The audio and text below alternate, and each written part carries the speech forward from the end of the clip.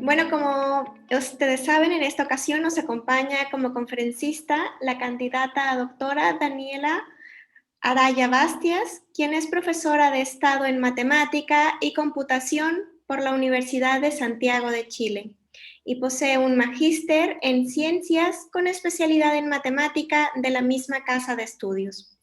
Tiene más de 11 años de experiencia en docencia universitaria. En particular, lleva más de 8 años formando profesores de matemática.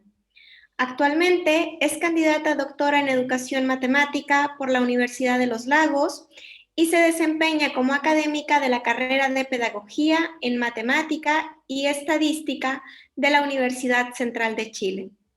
La conferencia que comparte hoy con nosotros versa sobre avances de su tesis doctoral y se titula Diseño de tareas de la noción de límite en una variable real. Sin más preámbulos, cedo la palabra a la candidata doctora Daniela Araya. Gracias, Lupita. Bueno, como bien decía Lupita, digamos, el título de mi ponencia de hoy es sobre el diseño de tareas para el estudio de la noción de límite en una variable real, que es el título que tenemos hasta el momento y que ya hemos discutido bastante con el profesor doctor Luis Pinofán sobre la tesis de grado, ¿ya? Y bueno, la estructura de la presentación, como ustedes ya saben, voy a hablar un poquito de los antecedentes, el problema de investigación, el marco teórico, la metodología y algunos avances sobre esta propuesta de investigación, ¿ya? Entonces, como todos bien saben, la base del cálculo infinitesimal comienza con la noción de límite, ¿ya? Este concepto es fundamental para la comprensión y el desarrollo de otros conceptos, como la continuidad, la derivada, la integral y series, por ejemplo, ¿ya? Y sabemos que en los últimos años se han realizado múltiples investigaciones que indagan sobre la complejidad de estos procesos de enseñanza y aprendizaje sobre este objeto matemático, ¿ya? Estos trabajos han evidenciado una serie de dificultades que podemos clasificarlas en tres grandes categorías, ¿ya? Primero, podríamos decir que hay obstáculos epistemológicos respecto a la noción. Hay también problemas cognitivos relacionados con el infinito, tanto con el infinito actual, con el infinito potencial, ¿ya? Y también hay obstáculos en respecto a la noción formal que se tiene de límite de epsilon delta, ¿ya? Esta noción formal yo más adelante la voy a llamar como la noción de Weierstrass, ¿ya? También podemos clasificar esta serie de dificultades en un ámbito que son las propias didácticas que surgen en torno a su enseñanza cuando se pretende llevar a cabo procesos de implementación para la enseñanza de límite, ¿ya? Y hay algunas dificultades didácticas, por ejemplo, con respecto a los medios, ¿ya? Con respecto a los obstáculos epistemológicos, me gustaría destacar los siguientes trabajos.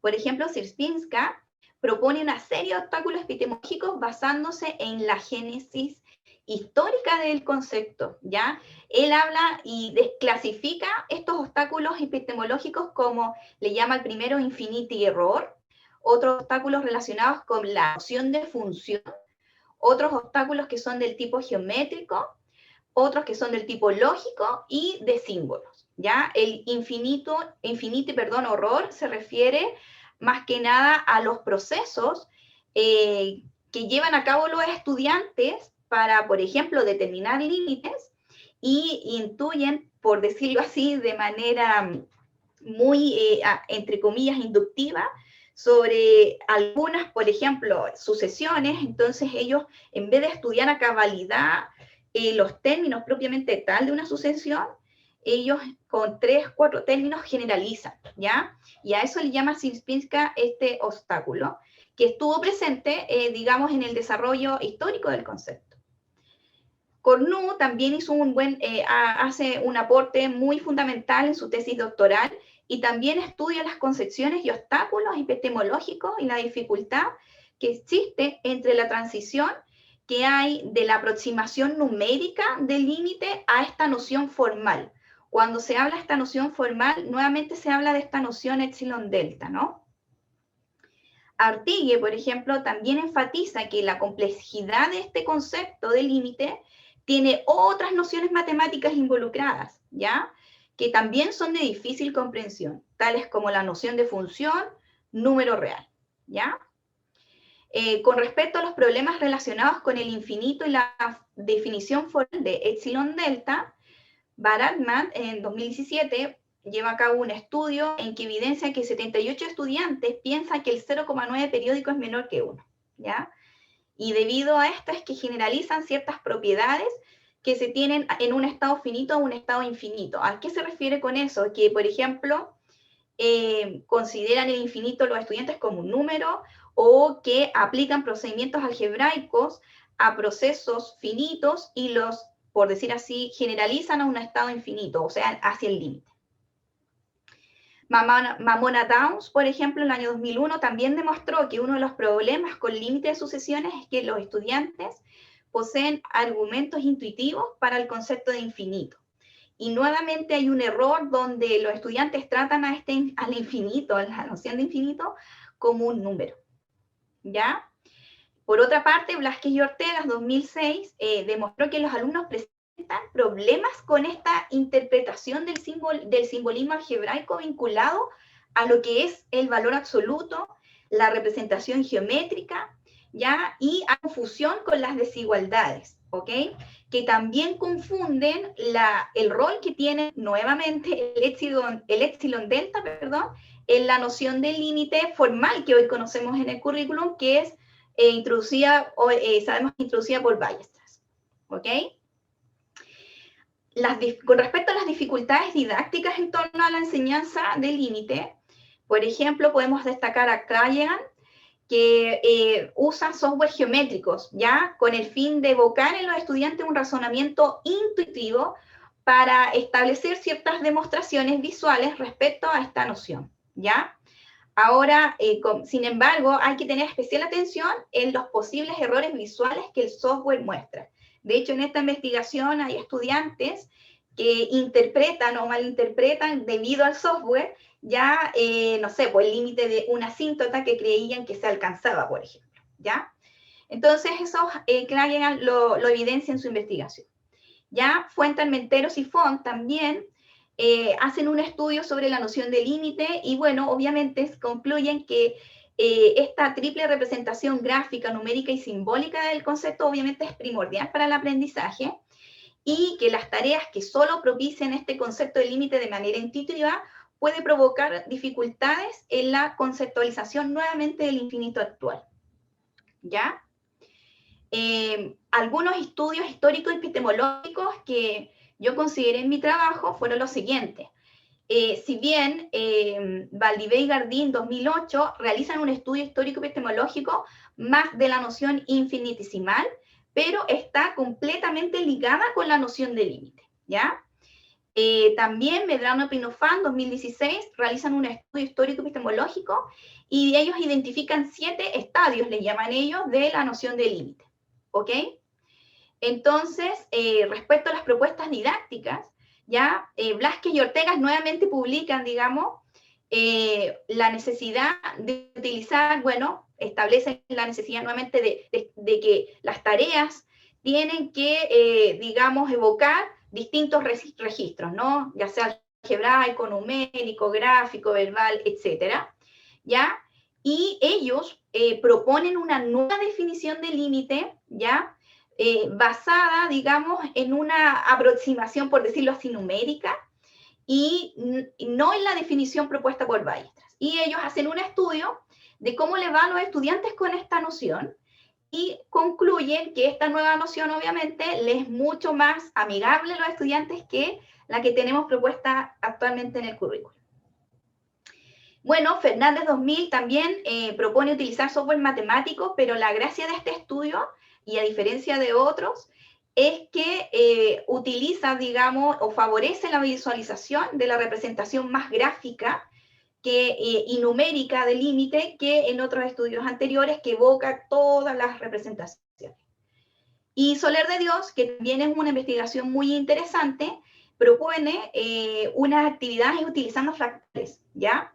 y la idea es que los estudiantes puedan aprender o asociar, digamos, esta noción de límite por medio, digamos, de esta actividad, por medio de fractales que obviamente predomina una representación geométrica, ¿ya? Es una actividad que promueve un aprendizaje más bien intuitivo a través de estos procedimientos geométricos, ¿ok? Entonces, bueno, sabemos que hay mucha más literatura, pero aquí yo destaqué las más claves que nos llamaron la atención y hacemos la siguiente observación respecto a lo que ya hay en la literatura, ¿ya? Entonces, la mayoría de las propuestas didácticas dan relevancia, bueno, a las diferentes representaciones que posee la noción, es decir, la verbal, la geométrica, la numérica, gráfica, algebraica, etcétera. Pero a pesar de todas estas investigaciones, hay muy pocos trabajos que propongan diseños didácticos que estén basados en los diferentes significados parciales del objeto límite, ¿ya? Entonces, aquí apunta nuestra investigación, ¿ok? Entonces, por lo tanto, lo que nosotros queremos hacer es diseñar tareas didácticas que puedan ayudarnos a transitar entre los diferentes significados parciales que tiene este objeto, ¿ya?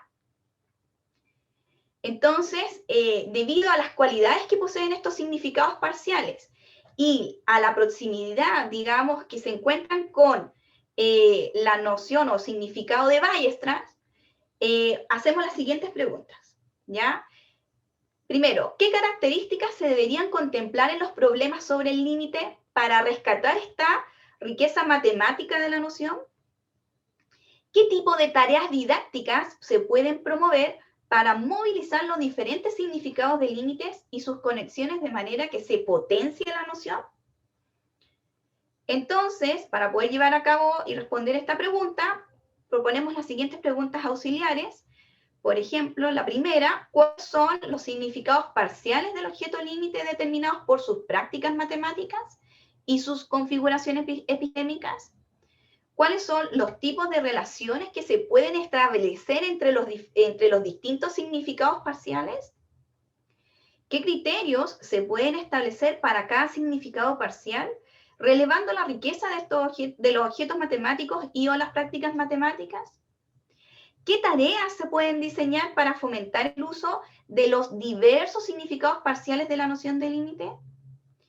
Y por tanto, nuestro objetivo general va a ser diseñar tareas, ya por intención, que voy a explicar a qué me refiero con ello, sobre la noción de límite que promueve el aprendizaje de los diversos significados parciales y las conexiones entre ellos. Entonces, para ello, establecemos los siguientes objetivos específicos. Determinar los significados parciales del objeto límite mediante el estudio de pares, prácticas matemáticas, configuraciones ontosemióticas. 2.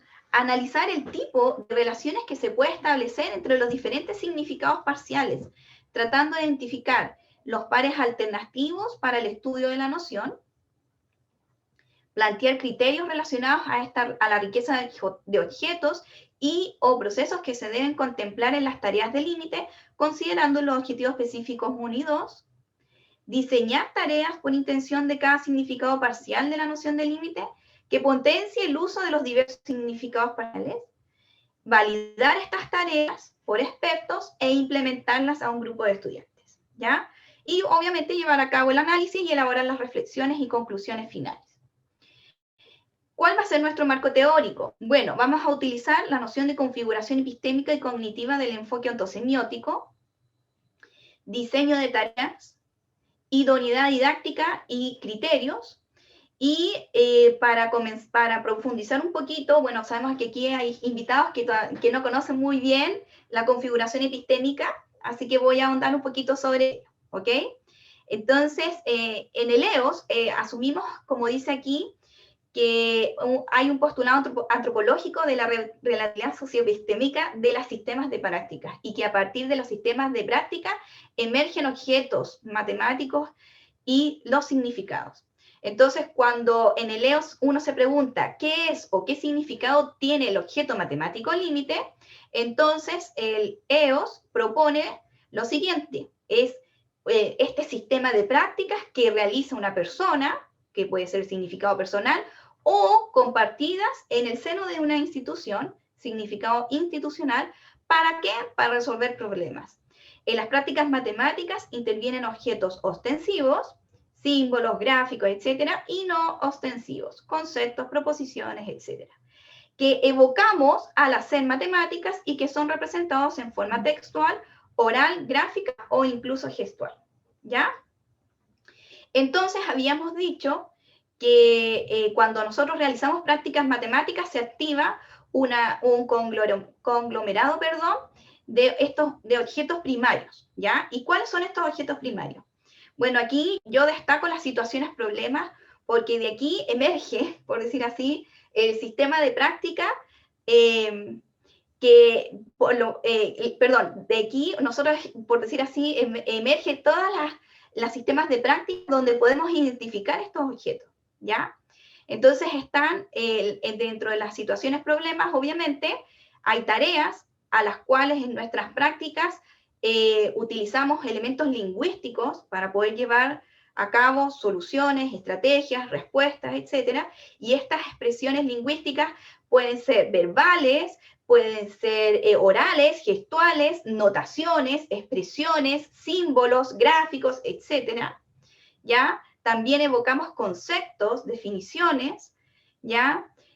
A su vez, utilizamos argumentos que, como dicen aquí, son enunciados usados para poder validar o explicar las proposiciones, que a su vez estas se apoyan en procedimientos, ¿ya? Entonces, una configuración epistémica podríamos decir que este conglomerado o conjunto de objetos matemáticos primarios que se evocan cuando desarrollamos las prácticas matemáticas respecto a lo que es el objeto matemático límite, ¿ya? Entonces aquí hay como una especie de hexágono donde aquí está la noción y con nuestras prácticas digamos, se evocan estos objetos primarios que acabamos de señalar. ¿Ok? Entonces, con estas herramientas teóricas nos va a permitir identificar significados, ¿sí? Significados parciales del objeto límite, ¿ya? Estos significados parciales son estudiados por medio de un estudio histórico y epistemológico, ¿ya? También vamos a considerar el diseño de tareas y bueno, esta línea de investigación ya lo que tiene como, digamos, en esta investigación vamos a considerar el diseño de tareas con el planteamiento de actividades y materiales, o vamos a entender tareas, digamos, o diseño de tareas como el planteamiento de actividades y o material con el fin de que un estudiante, por medio de la interacción con esta tarea y el entorno que pueda generar, generar el aprendizaje determinado de ciertos objetos matemáticos, ¿ya? Bueno, en esta investigación vamos a diseñar tareas que consideren aspectos matemáticos de cada uno de los significados parciales del límite de una función en una variable real, con la finalidad de que el estudiante pueda generar su aprendizaje de cada uno de estos, y nuestra propuesta es que si el estudiante puede transitar en cada uno de estos significados parciales, entonces puede entender a cabalidad el significado parcial que propone el currículum, que es el de Weierstrass. Ruthven, Laborde, Leach y Tiberghien plantearon una distinción entre el diseño como intención y el diseño como implementación, ¿ya? El diseño como implementación está orientado tanto a la aplicación del diseño como al proceso que conlleva la implementación de estas en el aula y que son secuencias estudiadas y analizadas con el fin de mejorar y refinar progresivamente las tareas.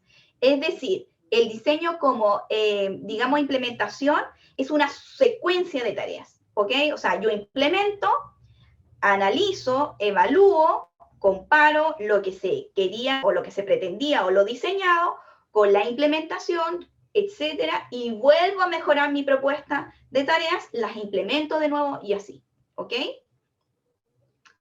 Mientras que el diseño como intención, está enfocado a la formulación y diseño de tareas, pero solamente con un ciclo, ¿ok? Y bueno, Kiran, Durman y Otani afirman que por lo general este diseño como intención siempre utiliza marcos teóricos bien desarrollados con el fin de proporcionar claridad y coherencia para la formulación de las tareas. Entonces aquí, para diseñar la tarea, nos vamos a afirmar en la configuración epistémica propuesta por el EOS, ¿ya? Como también nos vamos a afirmar en la idoneidad didáctica. ¿Por qué? La idoneidad didáctica, ¿qué es? Entonces sabemos que Godino, Bencone, Fon y Wellimi introducen la noción de idoneidad didáctica como un proceso de estudio matemático, el cual considera distintas dimensiones, ¿ya? Por ejemplo, la dimensión epistemológica, cognitiva, ecológica, mediacional, etc., ¿ya? Esta noción de idoneidad, ¿cuál es el objetivo? Tiene como fin poder valorar y comparar las diferentes trayectorias en procesos de estudios efectivos con procesos de estudio potencial, ¿ok? Entonces, la noción de idoneidad didáctica nos va a permitir analizar y comparar, valorar, evaluar, por decirlo así, lo que nosotros diseñamos con lo realmente implementado, ¿ok? Godino, 2016, establecen 6 facetas que se deben considerar para valorar la idoneidad de los procesos de enseñanza-aprendizaje matemático, usando en su formulación nociones teóricas de EOS. ¿Cuáles son? Entonces hay una idoneidad epistémica, que es una de las que más nos preocupa a nosotros, ¿ya? Que se refiere al grado de representatividad de los significados institucionales implementados respecto al significado de referencia. Es decir, si yo voy a diseñar una tarea ya con respecto a un significado parcial de límite, yo me tengo que preocupar de que lo que realmente implementé esté, digamos, o sea, lo mismo que el significado de referencia, o usted sea lo más cercano posible al significado de referencia. Sabemos que a veces no va a poder ser 100% lo mismo, porque obviamente hay una idoneidad cognitiva que tenemos que considerar en nuestros estudiantes para que ellos se apropien de estos significados, ¿ya? Entonces, la idoneidad cognitiva expresa en el grado, dice aquí, en que los significados pretendidos e implementados por nosotros, los docentes, estén en la zona de desarrollo potencial de los alumnos, así como la proximidad de los significados personales logrados a los significados pretendidos. Es decir, lo que nosotros queremos es que con las tareas que diseñemos, los significados personales de los estudiantes estén lo más cercano posible a lo pretendido implementar. Idoneidad interaccional. Esto habla sobre el grado en que las configuraciones y las trayectorias didácticas permiten, por una parte, identificar conflictos semióticos potenciales que se pueden detectar a priori y por otra, resolver algunos conflictos que se producen dentro del proceso de instrucción mediante esta negociación de significados. Esta idoneidad interaccional puede ser entre los estudiantes y el profesor o la profesora, también puede ser entre los estudiantes y los medios que nosotros diseñemos para lograr el aprendizaje, en este caso, del objeto límite. Idoneidad mediacional, grado de disponibilidad y adecuación de estos recursos materiales y temporales necesarios para este proceso de enseñanza-aprendizaje. Los medios que vamos a utilizar para llevar a cabo las actividades que queremos lograr que los estudiantes desarrollen o que queremos que los estudiantes desarrollen en sus significados personales. Idoneidad emocional, que habla sobre el interés, la motivación que tienen nuestros estudiantes dentro del proceso de enseñanza-aprendizaje. La ecológica, que habla sobre, como dicen ellos, grado de adaptación de este proceso de estudio al proyecto educativo, directrices curriculares, condiciones del entorno social, etc. ¿Ya? Entonces, todas estas idoneidades, digamos, nos van a permitir evaluar la implementación de nuestro diseño de tareas, ¿sí? Como un análisis a priori y a posteriori. Para ellos, bueno, muchos de ustedes ya conocen este hexágono. La idea en nuestras tareas es evocar, obviamente, y bueno, obviamente por algo están aquí de manera basal la idoneidad epistémica y cognitiva, que es puntos centrales de cualquier clase de matemática, ¿no? Entonces, bueno, aquí, para los que no conocen este hexágono, nunca se tiene este hexágono regular perfecto en ninguna clase de matemática. Siempre vamos a obtener hexágonos o estas figuras irregulares porque todo va a depender de la intencionalidad y el diseño que llevamos a cabo en nuestras clases. Si yo quiero, por ejemplo, potenciar la interacción entre mis estudiantes por medio de medios didácticos y que eso implique mayor interés, etcétera, y por medio de esta interacción ellos logran aprender, obviamente, quizás voy a tener aquí un mayor logro, digamos, de esta faceta, por ejemplo, ¿ya? Entonces, bueno, aquí obviamente estas dos me permiten, digamos, la apropiación de lo que nosotros pretendemos, ¿no? De estos, que los significados personales de los estudiantes se acerquen a los significados parciales del objeto límite que queremos llevar o desarrollar por medio de las actividades, ¿ya? También para poder, digamos, llevar a cabo este análisis, es que necesitamos algunos criterios, ¿ya? De hecho, las dimensiones, bueno, Godino establece que las dimensiones como los componentes a veces no son observables de manera directa y por lo tanto es necesario tener ciertos indicadores empíricos, ¿ya? Y bueno, Godino en esta publicación en 2013 establece criterios para cada faceta, ¿ya? Los cuales nos van a permitir, digamos, o no, en realidad nos van a ayudar a hacer este análisis a priori y a posteriori, ¿ok? También, a partir de los criterios de idoneidad didáctica, Malespina establece criterios para el diseño de tareas, ¿ya? Entonces, y eso es sumamente importante tenerlo en consideración. Como él dice, si bien es cierto que puede ser muy subjetivo considerar un problema como bueno, porque esto va a depender no solo de quien resuelve o crea el problema, sino de los objetivos y del contexto en el que se propone, ¿ya? Los criterios de idoneidad establecidos en el EDOS pueden ayudar a valorar esta bondad o esta idoneidad de un problema como el habla, ¿ya? Entonces, los criterios señalados anteriormente nos van a permitir proponer algunas características, ¿ya? Para establecer qué es lo que es un buen problema o tarea desde el punto de vista didáctico. En este sentido, Malespina establece los siguientes criterios, ¿ya? Entonces, por ejemplo, él establece que, por ejemplo, la dificultad no tiene que ser demasiado grande y que se percibe que la solución se puede alcanzar, ¿ya? Relacionado con la idoneidad cognitiva.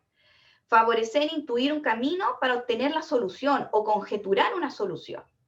Y esto tiene que ver con la idoneidad interaccional, emocional y obviamente cognitiva. Favorece, hacer algunas verificaciones, eventualmente con ayuda de calculadoras, computadoras, etcétera, para mantener o rechazar a ciertas conjeturas, hipótesis, etcétera. Y eso tiene que ver, obviamente, con la idoneidad mediacional e interaccional. Se percibe que el problema es interesante, ya que sea atractivo para los estudiantes, etcétera, y ahí tiene que ver, obviamente, con la idoneidad emocional y ecológica. También él establece que es necesario que los problemas deben establecer conexiones matemáticas, ya sea entre temas propios matemáticos, con situaciones reales o con otros campos del conocimiento, que también tiene que ver con la idoneidad epistémica y ecológica. También habla de percibir claramente en qué consiste el problema, determinar algo, demostrar qué es lo que se persigue con el problema o la tarea, y eso tiene que ver con la idoneidad interaccional y cognitiva. Favorecer el uso de relaciones lógicas antes que el uso mecánico de algoritmos, idoneidad epistémica, y favorecer crear quizás nuevos problemas haciendo de manera natural algunas variaciones que se llevan a cabo, que llevan situaciones, significativas tanto en didáctica como matemáticamente, ¿ok? Entonces, si bien estos criterios fueron, digamos, desarrollados por Malespina, lo que nosotros queremos hacer es tomar estos criterios y adaptarlos, por decir así, a lo que queremos llevar a cabo, ¿ok? Porque, por ejemplo, para nosotros, por ejemplo, un buen problema es que se acerque, por ejemplo, o evoque los significados parciales que nosotros pretendemos que los estudiantes desarrollen, ¿ok? Desarrollen con sus significados personales, ¿sí? O sea, que el significado personal del estudiante se aproxime lo más posible al significado, digamos, pretendido implementado, ¿ok? Eso es. Entonces, bueno, con respecto a la metodología, este va a ser un estudio cualitativo, va a ser un estudio de casos descriptivo y evaluativo. ¿Por qué? Porque queremos estudiar y analizar todos los significados parciales del objeto del límite de función de una variable real para diseñar estas tareas, ¿ya? De cada uno de estos significados. ¿Con qué fin? Con el fin de evaluar la implementación de las tareas y evaluar qué. Queremos ver cuáles son los significados personales que logran los estudiantes. ¿Ya? Bueno, la muestra va a ser por conveniencia porque vamos a implementar el diseño a un curso de cálculo diferencial de un programa de formación de profesores. ¿Ok? Además, vamos a utilizar parte de la metodología del diseño de tareas que se llama Design Research y esta consta de 3 etapas. ¿Ya? Y bueno, la primera etapa vamos a dice que es definir esta intención teórica del experimento, es decir, especificar ideas disciplinares, significativas, y las formas de razonamiento que constituyen los objetivos potenciales para el aprendizaje de los estudiantes. Que en este caso van a ser, digamos, definir nuestras tareas, ¿ya? Que evoquen cada uno de los significados parciales que pretendemos implementar en el proceso de enseñanza-aprendizaje. ¿Ya? Bueno, Cobb, Comfrey y Sisa señalan que hacer esto implica recurrir y sintetizar obviamente la literatura, de investigación previa, identificar las ideas, organizarlas, etc. Por ejemplo, si yo quiero trabajar con la noción de distribución como una idea central para el análisis estadístico, tengo que indagar sobre ello. ¿Ok? La segunda etapa, implementación y evaluación y efectividad de la secuencia de instrucción diseñada para apoyar el aprendizaje. ¿Ya? Entonces aquí vamos a implementar y evaluar. Y en la tercera, hacer varios ciclos de diseño, implementar, analizar, refinar, mejorar, comprender y nuevamente implementar. ¿Ok? Entonces, bueno, dadas las circunstancias que estamos viviendo y el tiempo pandemia, nosotros vamos a llegar a la segunda etapa, pero eso no quiere decir que yo no continúe con una tercera etapa, ¿ok? Entonces, lo que en el caso de nuestro estudio vamos a utilizar la primera y segunda etapa, obviamente la tercera etapa va a seguir, pero en este presente estudio solamente queremos llegar a esta etapa, ¿se entiende? ¿Ok? Esto va a quedar como proyección, digamos, de la investigación. ¿Ya? Ok, entonces, las fases de la investigación es que, bueno, primero tenemos que hacer un análisis de la evolución histórica de esta noción de límite mediante estudios históricos y epistemológicos que hay en la literatura. Primero, ver e identificar las configuraciones epistémicas de cada significado parcial. Después, diseñar estas tareas por intención de cada significado parcial y su posible transición entre cada una de estas. Validar estas tareas, implementarlas, evaluarlas, concluir y reflexionar. En este momento, la investigación se encuentra en esta fase. ¿Ya? Ya hemos hecho la fase 1, 2, y estamos en la fase 3, diseñando las tareas. ¿Ya? Se han identificado 6 significados parciales de la noción de límite, ¿ya? Y ya se tienen revisadas sus respectivas configuraciones. ¿Ya? Ya les hemos puesto nombre. En la configuración epistémica 1 le llamamos límite como aproximación en la matemática griega. En la configuración epistémica número 2 le llamamos límite en la concepción de los indivisibles. En la configuración epistémica 3, la noción intuitiva de Newton, del cálculo infinitesimal de Newton. La configuración epistémica número 4, idea de los infinitesimales de Leibniz. Las 5, concepciones preformales de límite, y la 6, que es la noción de Weierstrass, que es la que se enseñan en los cursos de cálculo, ¿ya? Esta noción epsilon delta. Entonces, además, tenemos que llevar a cabo un análisis del tipo de relaciones que se pueden establecer entre los diferentes significados parciales, ¿ya? Donde tenemos que identificar pares alternativos para el estudio de la noción de límite finito de una función de una variable. Porque puede suceder que entre significados parciales, ¿ya? Puede suceder que pueda transitar entre ellos, pero puede suceder que no pueda transitar en el tercero o cuarto significado parcial, ¿ya? Entonces, ese estudio también lo estoy llevando a cabo para poder diseñar bien las tareas con el fin nuevamente de, que en el fondo el propósito principal de esta indagación es que nosotros con esta transición de tareas con los distintos significados podamos evocar en el estudiante un significado personal del significado parcial de límites de Weierstrass. ¿Y por qué ese es nuestro objetivo? Porque, bueno, acabamos de ver las evidencias, digamos, de la literatura, de lo difícil que es esta concepción o de lo difícil del aprendizaje de ese significado parcial para los estudiantes, ¿ya? Y es porque ese es el que se enseña en el currículum, ¿ya? Y no es otro, ¿ok? Es por eso. Entonces, bueno, nosotros hace poquito salió aprobado un artículo, ¿ya? Con el profesor Pinofán, con un compañero, con Iván Medrano, profesor Walter Castro, sobre estas configuraciones epistémicas, ¿ya? Y bueno, no se ve muy bien, pero esta tablita está en el artículo. Si alguien quiere el artículo, nos puede solicitar, no hay ningún problema. Y bueno, y aquí habla sobre las configuraciones que hemos determinado con sus elementos lingüísticos, las definiciones, los problemas, los procedimientos, las proposiciones y los argumentos. ¿Ok? A modo de ejemplo, para ir cerrando, voy a mostrarles la configuración epistémica respecto a los indivisibles, ¿ya? Entonces, ¿cuáles son los problemas y o tareas que evocaron esta configuración epistémica? Bueno, en ese tiempo habían problemas geométricos, físicos astronómicos, y el principal problema geométrico era aproximar volúmenes de ciertos cuerpos geométricos, ¿ya? Con respecto a los elementos lingüísticos, las expresiones verbales que se utilizaban, que utilizaban los matemáticos en esos tiempos, por ejemplo, hablaban de nociones infinitamente pequeñas, infinitud de elementos infinitamente pequeños, etc. Respecto a los elementos lingüísticos geométricos, utilizaban figuras propias de la geometría sintética, ¿ya? Pero a su vez con un significado en cuanto a su generación, y lo voy a explicar. Con respecto a los símbolos, hablaban o representaban algebraicamente esta concepción de los indivisibles, ¿ya? Los conceptos y definiciones que se evocaban en estos sistemas de práctica, bueno, es el concepto de indivisible como tal, ¿ya?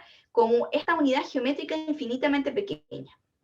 Los procedimientos, utilización de los indivisibles mediante propiedades de la geometría euclidiana, las proposiciones y las propiedades que utilizaban eran de proposiciones netamente geométricas, ¿ya? Y bueno, y también utilizaban proposiciones relacionadas a las magnitudes geométricas. Los argumentos geométricos, físicos, y siempre basados en la demostración directa, ¿ya? Entonces, este principio de Cavalieri, que es enseñado, digamos, de manera implícita en el cálculo, a veces, no sé, o en realidad, bueno, depende, digamos, de la universidad, el tratamiento que se le dé, o el enfoque, según la carrera o el programa de formación, evoca este concepto indivisible. Por ejemplo, cuando tenemos dos cuerpos, ¿ya? Sólidos, ¿ya? Entonces, tomamos, bueno, planos, ¿sí? Estos planitos que están aquí, alfa y beta, y estos planos, por ejemplo, intersectan estos cuerpos sólidos, ¿no? Cuando intersectan estos cuerpos sólidos, el resultado es una sección transversal, lo que hoy llamamos sección transversal, pero lo que en ese tiempo se llamaba era indivisible, es decir, este pedacito o estos pedacitos como moneda que se ven acá, son el resultado de planos que intersectan al cuerpo, y estos planos obviamente son paralelos a la base del cuerpo, ¿ok? Entonces, esto que se llama hoy en día sección transversal son los indivisibles. Y bueno, el principio Cavalieri evoca, digamos, este significado parcial del límite. ¿Por qué? Porque establece que dos cuerpos tienen el mismo volumen si tenemos la misma altura y si los indivisibles correspondientes o las secciones transversales correspondientes tienen la misma área. ¿Ok?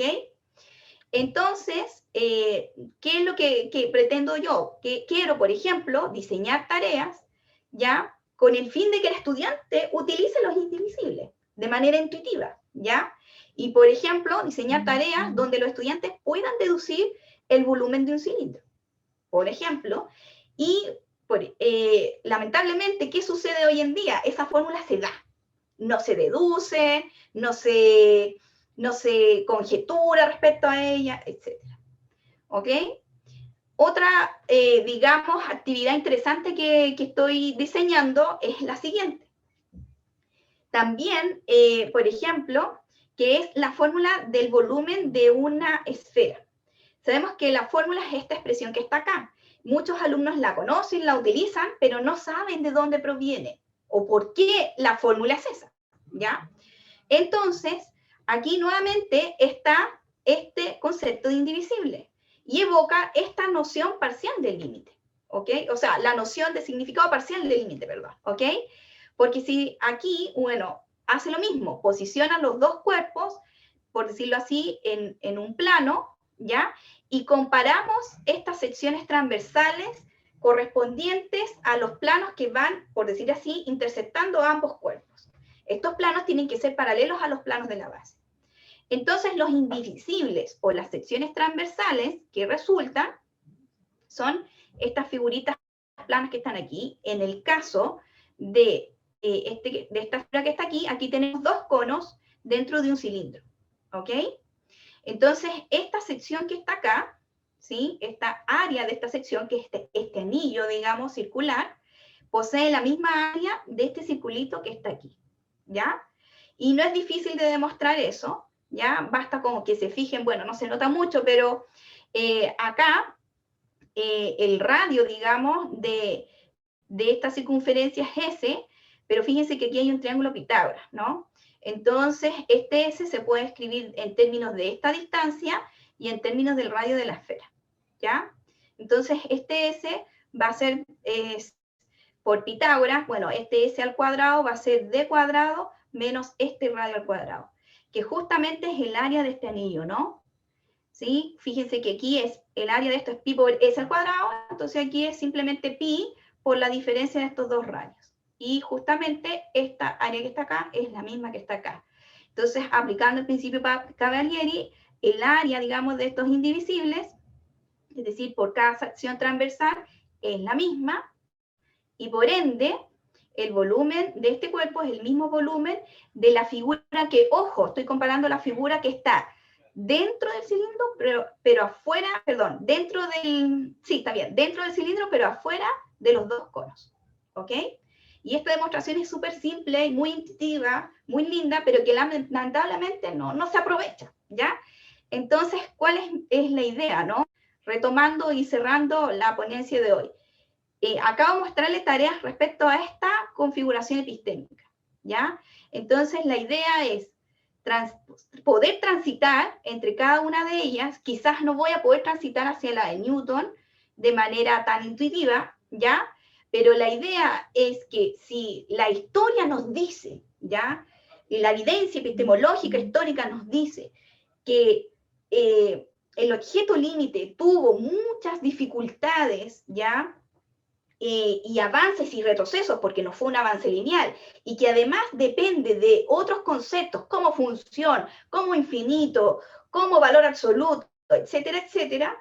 Entonces nuestra apuesta es que si nosotros desarrollamos tareas en nuestros estudiantes que evoquen estos distintos significados parciales, logren, digamos, un significado personal, digamos, del significado parcial de Weierstrass, lo más o lo menos traumático, entre comillas, posible. Esa es nuestra propuesta. Y bueno, yo creo que estoy casi en el tiempo, no puedo mostrar otro ejemplo más, pero bueno, aquí están las referencias bibliográficas, y lo que se pretende es aplicar este estudio ahora, en este semestre que comienza acá en Chile, ¿ya? Bueno, depende de la universidad, ¿ya? Y ver cómo nos va. Esa es la idea. Y bueno, y ojalá me puedan invitar el próximo año para contarles los resultados, a ver cómo nos fue, que esperamos que bien. Ahí están las referencias bibliográficas y muchas gracias. Claro que sí, Daniela. Una vez que tengas los resultados de la investigación, por supuesto, te extendemos nuevamente la invitación para que nos acompañes y nos comentes. Muchísimas gracias también por la presentación. Tenemos un comentario, una pregunta, perdón, de Wilson Gordillo. ¿Se tienes alguna tarea que promueva formación en valores democráticos desde los significados de referencia? Ya, Wilson, sí, hay, por ejemplo, las sucesiones caen dentro del significado parcial número 1 o la configuración epistémica 1, ¿ya? Entonces, por ejemplo, tú puedes ver lo que es las tasas de interés por medio de sucesiones, ¿ya? Y por ahí estaba pensando en hablar en ciertos valores más que democráticos, es más que nada de un ciudadano crítico. Porque aquí lo que pasa en Chile es que mucha gente no sabe sobre tasas de interés, no saben cómo se calculan, no saben qué crédito les conviene más. Entonces, por ahí podríamos introducir lo que tú me preguntas.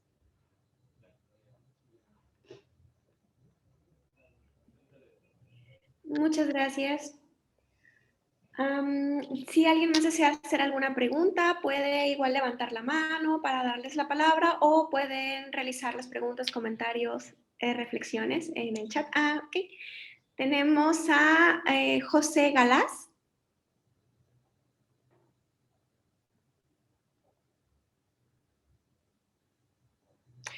José Galás puede encender su micrófono si gusta para realizar la pregunta.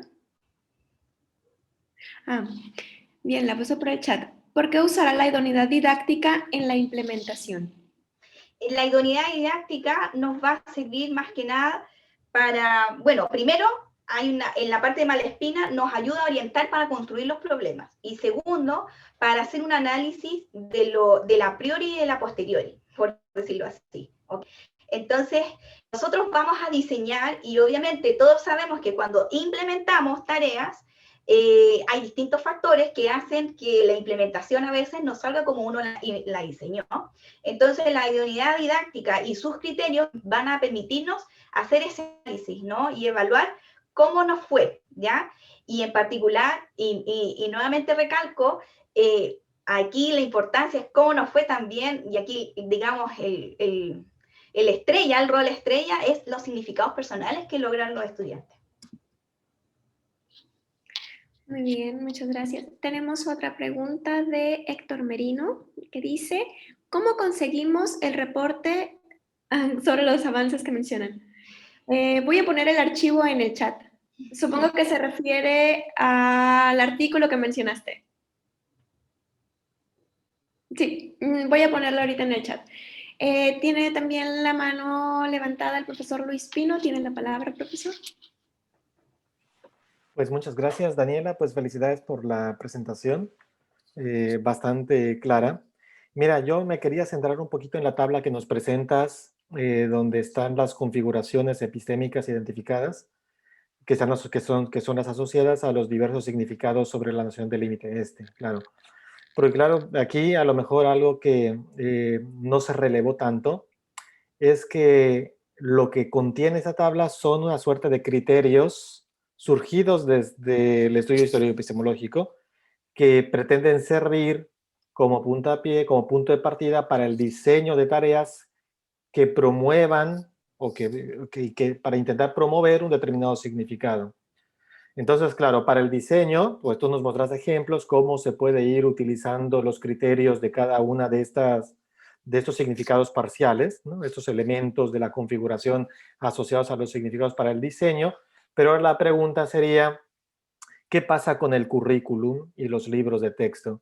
¿Estos criterios, estos elementos te sirven para analizar problemas que estén contemplados o que estén ya incluidos en el currículo, en los libros de texto propuestos por el currículum de Chile, por ejemplo, ¿no? Bueno, en Chile, por ejemplo, en la enseñanza media, se puede ver presencia de la configuración epistémica 1 y quizás un poco, podríamos decir, de la configuración epistémica de concepciones, digamos, preformales de límite. Pero son tareas que son muy, por decir así, no evocan, por decir así, estos argumentos, estos criterios, estos procedimientos, no los evocan, digamos, a completitud, ¿ya? Y en el currículum, después, en la enseñanza media, estamos con, digamos, con esta configuración y un poquito de esta. Ojo, que actualmente una cosa muy importante que creo que había olvidado decirlo, en Chile, en el año 2019 hubo un ajuste curricular en los planes de estudio de matemática, matemática específica o electivo matemática que se llama acá, ¿ok?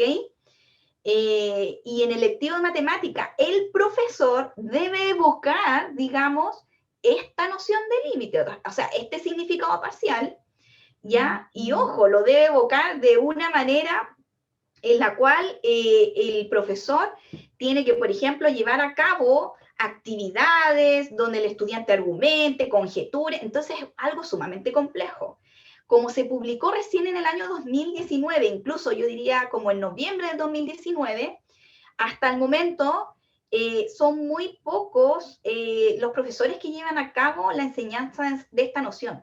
Más que la enseñanza de este significado parcial, lo que se ve un predominio es en los algoritmos, procedimientos, por decirlo así, ¿ya? Porque calculan muchos límites, pero cuando uno les pregunta, ¿qué entiendes por límite a los estudiantes? No lo comprenden. Lo calculan algebraicamente muy bien, ¿sí? Saben muchas técnicas, pero no lo comprenden a cabalidad, ¿ya? Entonces, en el currículum chileno se pueden ver, digamos, ojo, pero esto es antes de lo que se publicó en el 2019, ¿ya? Porque ahora, en el 2019, hay una preponderancia solamente de esta configuración, ¿ya? Y en el currículum chileno, digamos, de cálculo, donde se enseña la noción de límite de manera formal, etcétera, en las carreras o programas de ingeniería o formación de profesores de matemática, también es en base a esta configuración epistémica o a este significado parcial, ¿ya? Y nuevamente aquí se habla, se enseña el concepto, se enseña, digamos, ciertos procedimientos, propiedades, argumentos, etcétera, pero por lo general los conceptos y las definiciones en sí los estudiantes tienen problemas. Y cuando uno se da cuenta que tienen problemas, cuando no son capaces de explicarte con sus propias palabras lo que significa o qué rol tiene el famoso epsilon delta, o cuando tú les presentas, por ejemplo, un gráfico de una función muy simple y ellos no saben encontrar cuál, digamos, es la distancia que se tienen que considerar entre los puntos, las imágenes, por qué el límite es ese número y no otro, etc.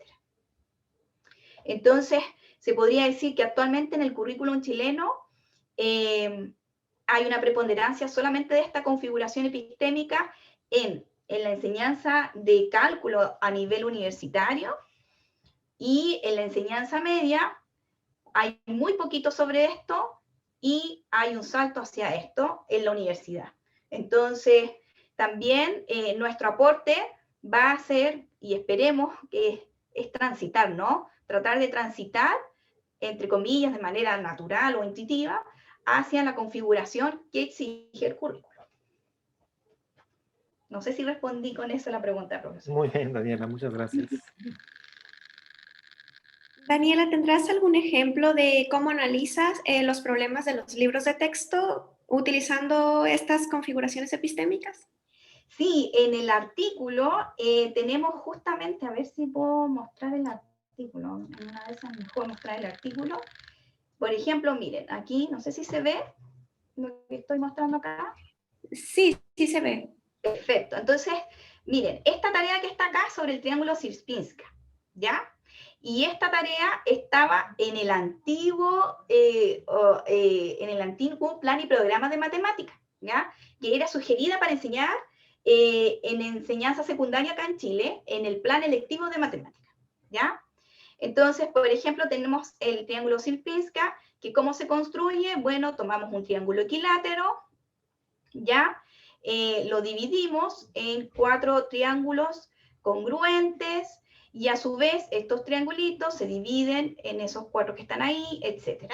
Y esto a su vez se dividen en 4 y así, ¿no? Entonces, por ejemplo, cuando tú analizas este tipo de tareas, te das cuenta de que, primero, hay una noción de infinito potencial, ¿ya? Porque el hecho de que se divida en 4 triángulos y a su vez en 4 triángulos, entonces hay una noción ahí de infinito potencial, ¿ok? Después, en esta tarea, se nos pide, por ejemplo, analizar el perímetro de este triángulo, el perímetro de este, el perímetro de este, y desde el que viene, etcétera, ¿ya? Y también se nos pide analizar las áreas, ¿ok?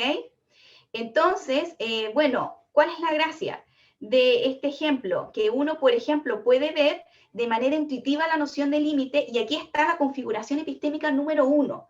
¿Y por qué yo digo que es la número 1 y no otra? Porque está implícito, por decirlo así, como les dije, la noción o el concepto de infinito potencial, porque es recursivo, porque estamos acá viendo, por ejemplo, o analizando, si se fijan, estudios, digamos, de los perímetros, etcétera, etcétera, que están relacionados con los problemas geométricos que tenían los griegos en ese tiempo con esa configuración epistémica, ¿ya? Obviamente los griegos no utilizaban este lenguaje, ¿no? Estos símbolos, ¿ya?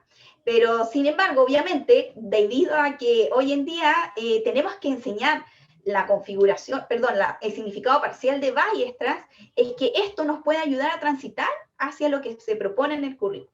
Entonces, en este ejemplo, en el artículo que les mencioné hace poco, se analiza esta actividad y aquí nosotros señalamos que primero se distinguen estos elementos lingüísticos, digamos, el concepto de infinito potencial, etcétera, etcétera. Esta iteración infinita está relacionada, digamos, con este infinito potencial. Además, las proposiciones que se utilizan ya está basado, como dice aquí, en el método de exhaustión, basada en el axioma arquimediano, etcétera, etcétera. Entonces, para analizar una tarea hay que tener súper claras las configuraciones epistémicas, ¿ya? Sobre todo los conceptos claves y los procedimientos y obviamente los problemas, ¿sí? Este problema netamente proviene de la geometría sintética o geometría euclidiana. Muchas gracias, Daniela.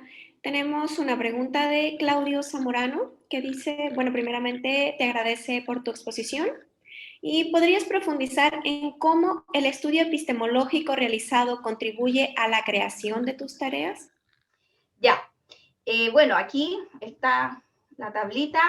¿Por qué nos va a ayudar? Por ejemplo, en esta misma tarea, Claudio, se identifican cuáles son los conceptos que están, digamos, inmersos para resolver este problema, lo que te pide el problema, además de los conceptos, los procedimientos, los argumentos, etcétera, etcétera. Fíjate que aquí son argumentos netamente de la geometría euclidiana. Entonces corresponden a la configuración epistémica 1. Y por eso, cada una de estas configuraciones, como dijo recién el profesor, pucha, no encuentro aquí mi tablita, siempre se me pierde, pero la idea es que acá, aquí está, ya, bueno, aquí vamos a... Es tan grande esta tabla que no se puede proyectar, digamos, en una sola diapositiva, por eso, disculpen, digamos, si quieren leer a cabalidad, esto es importante que puedan ver este artículo, pero aquí cada una de estos objetos matemáticos primarios, por ejemplo, el lenguaje, los problemas, los procedimientos, los argumentos, me van a permitir diseñar una tarea. ¿Se entiende? Entonces, por ejemplo, en el triángulo Sierpinska correspondía a este. En el caso de los indivisibles, digamos, ¿ya? Que son estas como secciones transversales, las unidades, digamos, geométricas que no tienen anchura, pero que tampoco tienen alto, etcétera, y que son problemas que involucran volúmenes de cuerpos geométricos, están dentro de estos. ¿Se entiende? Aquí la noción del límite de Newton es un poquito más compleja porque tiene que ver con las fluxiones que él define, ¿ya? Y los afluentes, ¿ok? Que están relacionados con, por ejemplo, movimientos de partículas, etc. Entonces acá las tareas tienen que estar apuntando a ello, ¿no? Como más a movimientos de partículas, quizás de gráficas, etc. Ahí estoy pensando un poquitito cómo desarrollarlas más, ¿ya? Aquí es con la noción netamente de infinitesimales, ¿ya? Y aquí, cuando se habla de, digamos, de concepciones preformales, entonces es que aquí todavía no está esta definición de epsilon delta, pero sí está de manera intuitiva. Entonces la idea es evocar en los estudiantes, por ejemplo, ¿qué estoy pensando? Hacer un applet, digamos, en GeoGebra, en el cual sea interactivo y el estudiante vaya viendo cuál es el radio que tengo que tomar en las preimágenes y cuál es el épsilon. ¿Por qué dice para todo épsilon y existe un delta, por ejemplo, en este significado parcial? Entonces ese applet, por ejemplo, interactivo, yo quiero que transite hacia acá y que en el fondo el estudiante concluya el radio que tengo que tomar, digamos, en las preimágenes tiene que ser determinado y obviamente que en las imágenes, digamos, que es el famoso épsilon, va a depender del radio que yo tome aquí, pero va independiente del radio que yo tome en las imágenes, bueno, no tengo cómo explicarlo con una pizarra, pero independiente del radio que yo tome en las imágenes, digamos, que el estudiante se dé cuenta de que independiente de ese radio, siempre voy a encontrar un radio en las preimágenes que me permite, pum, encontrar f de x tan, entre comillas, cerca como yo quiera en el límite. No sé si se entendió, Claudia. No es tan fácil. Créeme que hay que estudiarlo, meditarlo, etcétera, etcétera. Sí, Daniela, se entendió súper. Es que, como te escribo acá en el chat, me parece súper interesante esta idea de abordar, por ejemplo, desde esta evolución histórica genética, el concepto, llegar a esta idea de épsilon y delta. Entonces, es interesante pensarlo desde esta perspectiva. Gracias. Super. Gracias a ti. Muchas gracias, Daniela. Tenemos otra pregunta de Héctor Merino. ¿Tendrás alguna tarea que ejemplifique la caracterización de Weierstrass? De Weierstrass, sí. Todavía no estoy diseñando esas tareas, Héctor, pero mi idea, como te digo, es generar este applet que juegue con los radios de las preimágenes y los radios de las imágenes, y que el estudiante, encuentre esa relación. Esa es mi idea. ¿Ya? Entonces, y obviamente la idea es que después de ese applet, uno después le pregunta al estudiante, y bueno, ¿qué es para ti límite entonces? ¿Sí? Y que ojalá me responda o que su significado personal se acerque tanto a lo que nosotros pretendemos, al significado pretendido y ojalá implementado, porque es lo que es nuestra meta. Gracias. La profesora Silvia Ibarra agradece primeramente por tu exposición. Señala también que le llama la atención que hayas mencionado que utilizaste una metodología de diseño para construir las tareas. ¿Podrías darme argumentos del porqué de esa necesidad? Es decir, ¿no son suficientes las construcciones teóricas de LEOS para hacerlo? Lo que pasa es que en el LEOS, si bien me permite establecer criterios epistémicos, etcétera, de cada configuración, pero, entre comillas, no tengo como una, ¿cómo decirlo?, como una metodología propiamente tal para el diseño de tareas. ¿En qué sentido? En que, por ejemplo, el Design Research es una metodología, digamos, que se utiliza en esa corriente y que te ordena todo el proceso de implementación y de este ciclo, ¿no? Diseño, implementación, análisis, ¿ok? Entonces, y te da herramientas, por decirlo así, metodológicas para ello. No sé si se entiende. Entonces, en ese sentido, si bien el LEOS me da muchas herramientas teóricas de análisis, etcétera, pero de la implementación en sí, me las da el Design Research. Y lo otro es que, bueno, pero ojo, que también utilizo quiero utilizar los criterios que mencioné hace poco de Malespina, que es un buen problema también, ¿ya? Y que es para nosotros un buen problema también, porque para Malespina, como decía ahí, es un problema, que sea un desafío, que no tenga respuesta, que no sea un ejercicio rutinario, entonces es un poco difícil, ¿no? Pero para nosotros un buen problema también va a ser aquello que se acerque más a lo que nosotros, al significado pretendido, ¿no? Entonces, obviamente, aquí en la construcción de las tareas, los criterios que están aquí en las configuraciones epistémicas van a ser clave. Porque obviamente si mi tarea no tiene o no evoca estos objetos primarios, entonces ahí estamos cogiendo. No sé si se entiende. Gracias, Daniela. Con Me contesta. referencia a la pregunta que te hacía Héctor Merino hace un momento, te contesta que cree que los contraejemplos pueden apoyar mucho en las tareas para Epsilon Delta.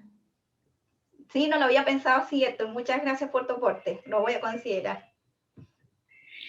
También consultarte, Daniela, si tu diseño de la secuencia didáctica o tu diseño de los problemas que estás pensando diseñar tienen una secuencia de los significados. Así como en la historia los significados normalmente tienen varios momentos o surgen en diferentes momentos, lo mismo sucede con tu secuencia. O sea, hay Claro, una trayectoria, una transición. claro, hasta el momento lo que se pretende es que sea así, ¿no?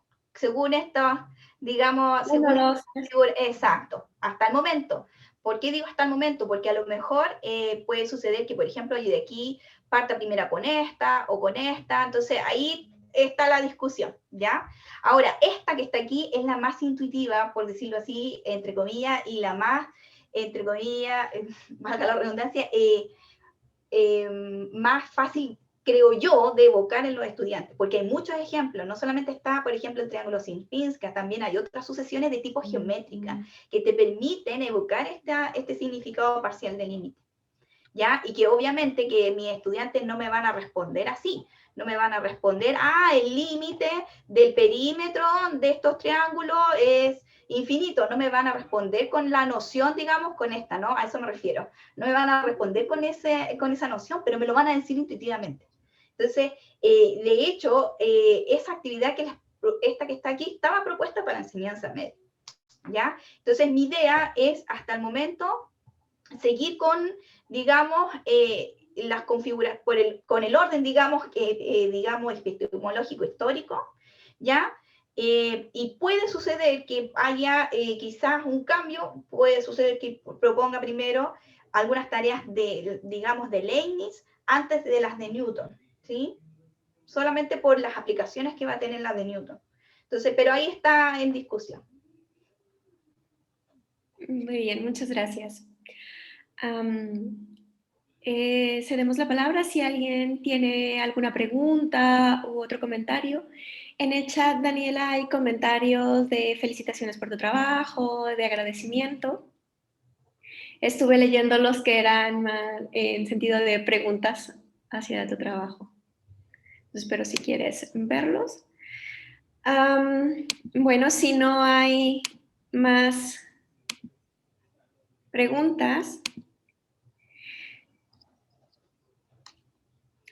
bueno, agradecerte tu participación, que nos hayas presentado y compartido con nosotros tu investigación. Y también, bueno, como ya les habíamos adelantado la sesión anterior, en el mes de julio tenemos la sesión de nuestro primer aniversario del Seminario Latinoamericano de Colaboración sobre el Enfoque Ontosemiótico. Y vamos a realizar una mesa panel que se titula Retos y Perspectivas de la Educación Matemática en Latinoamérica. Están todos cordialmente invitados. Esperamos que nos acompañen en esta mesa panel. La dinámica que vamos a seguir es muy similar a la mesa panel con la que arrancó este seminario. Tenemos preparadas algunas preguntas para interactuar con los panelistas y posteriormente vamos a abrir el micrófono a los demás participantes para que también puedan realizarles preguntas a los panelistas. Los panelistas que nos van a acompañar son los representantes de los países que se encuentran involucrados con el seminario latinoamericano. Entonces, bueno, esperamos verlos en la sesión del mes de julio.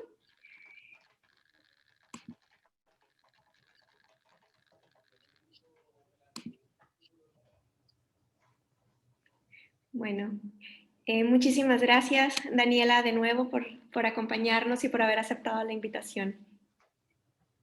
Gracias a ustedes. Entonces espero el próximo año la invitación, profesor, para demostrarle los resultados, a ver cómo nos fue. Claro que sí. Muy bien, pues Bueno, muchísimas gracias. Silvia, hola, ¿qué tal? Bocardo e Ibarra. ¿Cómo están?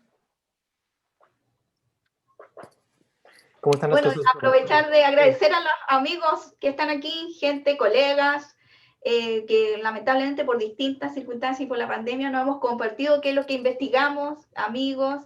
Tengo a la Stephanie, que fue una alumna mía, así que cariños a todos y ojalá se haya entendido bien, digamos, la investigación y la propuesta.